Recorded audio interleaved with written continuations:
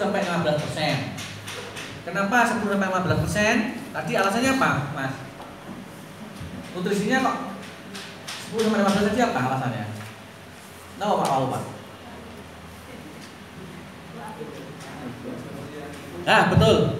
Berarti masih just. Kalau kita ngasih makan enak, itu yang datang bukan hanya yang kita masih makan. Jamur-jamur yang itu juga akan datang. Kalau kandungan nutrisi terlalu tinggi, jamur liar akan cepat datang. Akhirnya banyak gagalnya. Kalau penerapan SOP-nya nggak benar-benar dijaga. Apa bisa dinaikkan Mas sampai 20%? Bisa. Tapi harus bersih semua tempatnya. Ngedain itu muat teman-teman. Gitu istilahnya. Tambah angel urusan kita bagi usaha seperti kita. Kayak kita kan ngedangi ya enak-enakan gotong gitu aja. Kompornya kompor biasa aja. Enggak usah tekanan tinggi. Tempat bibitnya ya kayak gini terbuka gini nggak apa-apa. Tapi kalau nutrisi tinggi kayak di pabrik-pabrik itu ya masuknya harus cuci kaki pakai formalin. Tangan harus bersih semua, baju harus khusus. Saya pernah dulu teman-teman tuh sempat jamurnya kena neospora kuning. Ada orang kurang ajar. Jadi dulu kan nggak boleh masuk kebun bukan karena nyetel. Teman-teman itu ada jamur kuning dikasihkan baju. Gak kelihatan kan sporanya masuk kebun orang terus gini. Gagal semua jamurnya. Neospora tadi jamur kuning tadi. Hanya gini tok. Makanya kalau tempat budidaya ada jamur seperti itu langsung ditutup, di steril selama berapa bulan tidak produksi. Orang-orang nakal itu ada aja. Jadi, persaingan itu kita lihat, makanya dulu nih ada orang gila ngomongnya gak oleh ya, takut seperti itu. Mungkin sudah pengalaman gagal seperti itu. Jamur yang kuning yang diblotong itu loh. Gini kan aja ya, bisa berkahnya gagal semua itu. Orang nakal seperti itu. Gak berkah itu. Terus jagung 1%. Kenapa jagung? Ini opsional. Opsional artinya pilihan. Nek jenengan duwe jagung ya dikasih, nek oka ya gak usah. Gak usah dikasih gak apa-apa. Jagungnya termasuk nutrisi tinggi. Hati-hati kalau memang belum bisa SOP-nya belum bisa ketat, bener nggak usah pakai jagung. Memang hasilnya buah itu jagungnya akan makro ataupun betul. Tapi ya itu tadi gampang penyakitan kalau nggak. Terus kapur kalsium, jenengan kalau ada kapurnya seperti apa? Sebenarnya kapur ini fungsinya untuk itu tadi yang pertama menurunkan pH. Artinya jangan pakai kapur biasa, kawur, gamping itu bisa. Kedua untuk menambahkan mineral, penyusun buah, batang buah dan kuat, biar nggak gampang patah kalau tua. Itu dari kalsium. Terus airnya 56%. Untuk jamur tiram airnya nggak boleh terlalu banyak, maksimal 55%. Diperes gini nggak boleh netes, tetap sudah basah. Oke. Tapi untuk jamur merang harus sampai basah. Karena kelembapannya jamur merang dia minta 90% di dalam ruangan ini harus lembab benar. Tapi kalau jamur tiram malah 55% untuk medianya. Oke, itu yang membedakan ya, kandungan air. Lanjut Mas. Terus ini alur produksinya seperti ini alur produksinya. Ini alur produksi pembuatan media. Yang pertama persiapan dan pencampuran media. Nanti belum jadi Mas ya. Masih lama. Itu biasanya kalau ada USB langsung disetel macet itu bisa. Tidak ada. Terus fermentasi atau pengomposan. Fungsinya tadi apa? Fermentasi pengomposan untuk menyederhanakan unsur. Betul, menyederhanakan unsur, pas sekali. Terus pengemasan atau logging. Nah, bedanya lagi di sini. Kalau jamur tiram itu harus dikemas dalam satu tempat. Terus baru disterilisasi. Kalau jamur merang enggak, dimasukkan tempat mana harus kemudian disterilisasi tanpa dikemas. Karena kalau jamur tiram lubang sedikit bisa tumbuh, kalau jamur merang harus lubang banyak karena tumbuhnya di banyak tempat. Terus inkubasi atau penularan mesilium. Kalau jamur tiram itu rata-rata dari bibiti atau inokulasi, sterilisasi ya. Setelah logeng atau pengemasan adalah sterilisasi, potong. Sterilisasi atau pasteurisasi. Nah, jadi punya alat yang bagus, pakai sistem sterilisasi, artinya suhunya di atas 100, tekanannya di atas 1 atmosfer atau 1,1 bar. Nah, jenengan ngompoban niko 2 bar. 2 sekian bar. Jadi tekanan uap seperti itu. Saya dulu pernah pakai tekanan tinggi, silnya lepas kayak peluru gitu, padahal beratnya 40 kilo. Nabrak tembok dulu. Saking tekanannya tinggi. Itu biasanya dipakai untuk buat bandeng presto tuh. Ada tempat saya punya stainless itu. Kalau punya sapi nanti mau cepet merotol, bawa ke tempat saya, dipanasi langsung 1 jam sudah merotol itu. Tekanan 4 bar. Sapi, saya itu sapi 2 mampu tempat saya itu. Kepala sapi itu masukkan situ. Presto kami tekanan tinggi, presto kan 1 bar. Ini 4 bar mampu tempat saya. Jadi beratnya 25 kilo presto saya. Untuk buat bibit itu. Jadi kapasitas 50 liter istilahnya. Kalau presto itu kan 7 liter. Silahkan kalau mau kepala kambing atau alat untuk untuk hilangkan rambutnya juga ada di tempat saya. Iya. Terus ini tak kasih tahu. Nek kepala biasanya 15.000 kepala sapi bakar sama ya. Terus langkah selanjutnya inokulasi bibit. Inokulasi itu memasukkan bibit. Kalau tempe itu setelah didang dirageni. Betul. Ragi itu termasuk jamur kapang ya, jenisnya itu. Sama persis. Jadi inokulasi itu memasukkan bibit. Inokulasi. Kemudian setelah diinokulasi, diinkubasi. Kalau tempe kan dipop itu loh. Minyaknya suhunya anget, berarti penularan mesilium. Setelah mesiliumnya sedikit yang dicampur akan menular. Semuanya akan terinfeksi selain. Nah, namanya inkubasi. Setelah diinkubasi, kalau jamur tiram itu nanti dilihat nanti yang jadi mana, yang nggak jadi mana, disisihkan. Nanti videonya ada tak? Silakan dinacak masih bisa maksudnya. Di laptop saya. Ini jangan lupa juga. Nah, terus kemudian disortir masuk ke ruang budidaya.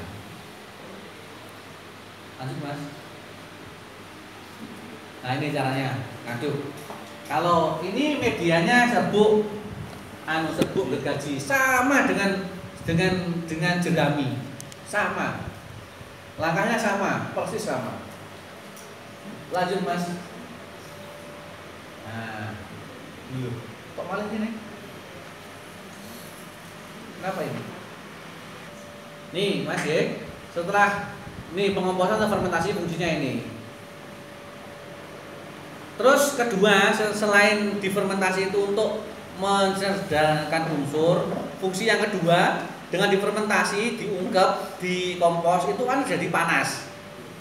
Dengan panas yang tinggi selama berapa waktu lama, 3 hari sampai 4 hari, 5 hari itu ya, itu bakteri jamur liar yang sifatnya patogen itu akan mati atau kelenger atau inaktif.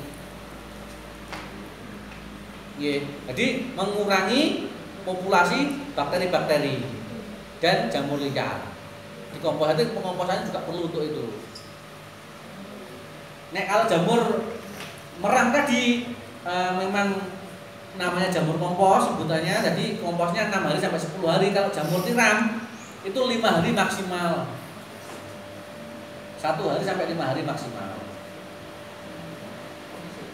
Nah, bedanya seperti itu. Bahkan kalau untuk jerami medianya tidak perlu dikompos, diaduk, dilebokne adah langsung difermentasi, disterilisasi atau diaduk, disterilisasi kemudian dilebokne adah nggak apa-apa. tanpa dikompos kalau medianya jerami. Oke, kalau untuk jamur tiram. Oke. Terus lanjut. Nih. Wadahnya nanti kalau untuk yang jerami itu plastiknya namanya plastik PP, polipropilin. Artinya itu plastiknya tahan panas. Jangan pakai plastik es, PE, polietilen itu enggak tahan panas. Plastiknya apa namanya? PP, polipropilin. Ukurannya 1835. Biasanya di tempat-tempat sana wis umum sekarang plastik jamur gitu ada sudah tahu. Kalau yang jerami biasanya saya pakai 40 kali 100 meter, kali 100 cm untuk jerami. Ketebalan 0,05 sudah cukup. Plastiknya PP juga.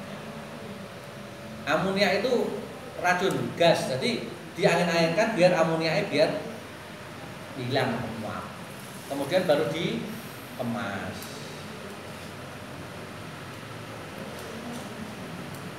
Terus ini cepat karena sederhana sebenarnya ini. Tadi kan dasarnya yang di Merang yang lama. Prosesnya mirip, cuma beda perlakuan sedikit. Nih, ini tadi keterangan yang pasteurisasi menggunakan suhu 70 derajat di bawah, sehingga proses ini hanya memperlambat pertumbuhan spora mikroorganisme lain tanpa membunuhnya. Keuntungan dari pasteurisasi ada enzim-enzim, zat-zat dan kandungan-kandungan dari tumbuhan itu tidak mati semua, tidak rusak semua. Jadi nanti jamurnya bagus untuk jamur kompos. Dengan sterilisasi itu suhunya 121 derajat bertekanan 1,1 atmosfer atau 1,1 bar, 14 sampai 15 PSI itu loh. Sehingga proses ini diharapkan mampu membunuh mikroorganisme sampai sporanya, sehingga media menjadi steril. Tapi anunya bagus ya, untuk bukunya bagus ya, enggak ini ya. Ini bagus. Tadi request mau kopi Mas Budi.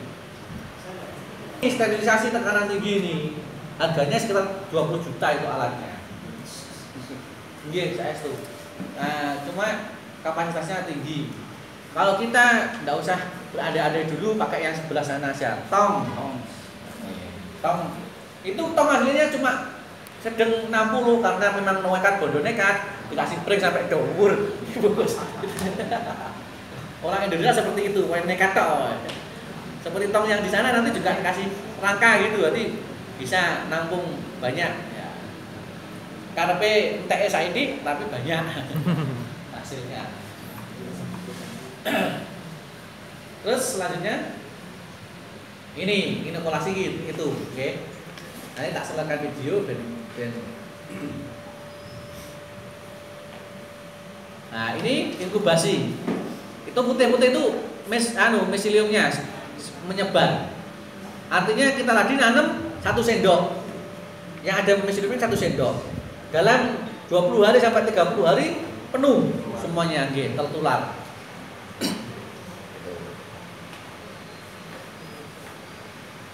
Ini untuk penyortiran dan budidaya setelah miselium mencapai 20-30 saatnya disortir. Kemudian dimasukkan ke kumbung. Jamur tiram pun sebenarnya juga prospek, Mas. Jamur tiram itu cuma kelemahannya kontrol harga, karena terlalu banyak petani, mohon maaf, karena tidak semua petani itu tergabung dalam satu asosiasi, biasanya saling menghancurkan. Makanya saya cenderung, ayo walaupun kita itu beda, kita komunikasi biar enak. Jamur merah mungkin sementara ini belum banyak, nanti kalau banyak seperti itu akhirnya kalau nggak membuat semacam kelompok induk gitu. Boleh punya kelompok banyak, tapi harus punya kelompok induk. Taruhlah kabupaten punya, nanti ada yang kontrol satu. Regane piye mbok hancurke kok ini? Regane kok piye mbok turunke? Jadi kan perso, kenapa Lombok, Brambang itu kok nggak pernah harganya stabil? Itu karena petani itu ya gak mikir kelompok, gak mikir organisasi, gak mikir berserikat. Gua ae nandur. Nah, enaknya sebenarnya gini sebenarnya. Indonesia itu pasar luas sekali. Kenapa harga bisa jatuh? Kenapa lain waktu kok bisa sampai impor? Nah, ketika mereka tidak terwadahi dalam satu wadah, walaupun punya organisasi sendiri-sendiri nggak apa-apa, tapi punya satu wadah yang khusus untuk mewadahi semuanya, itu nggak ada mapping.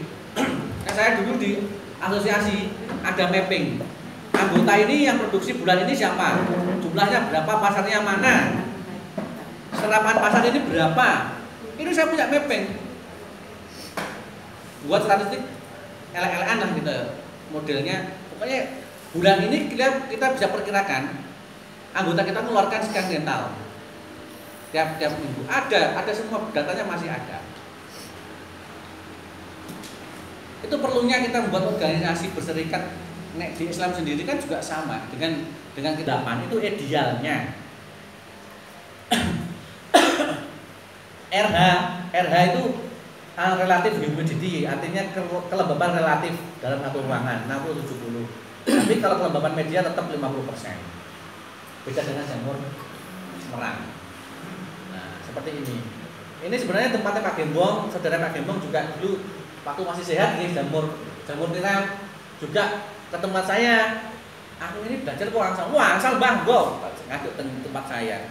Sampai bisa. Kemudian beliaunya kan pas gerah gitu. Akhirnya berhenti. Pak Minto ya. Nah, makanya saya terbuka, saya beli ilmu sakjul pasti tak kasihkan jalan sakjul. Nek saya nggak bisa, tak arahkan ke teman saya yang lebih bisa. Ayo dimulai dari sekarang, sering ketemu orang, sering ngomong dengan orang, sering komunikasi. Walaupun itu bidang-bidang kita nanti kan, oh aku perlu kayak nek kono lho ketok lah. Hidup kita akan penuh manfaat, akeh sendungane apik insyaallah. Allahumma amin. Oke, demikian untuk jamur tiramnya sudah selesai. Nanti lihat video, tak bukakan dulu.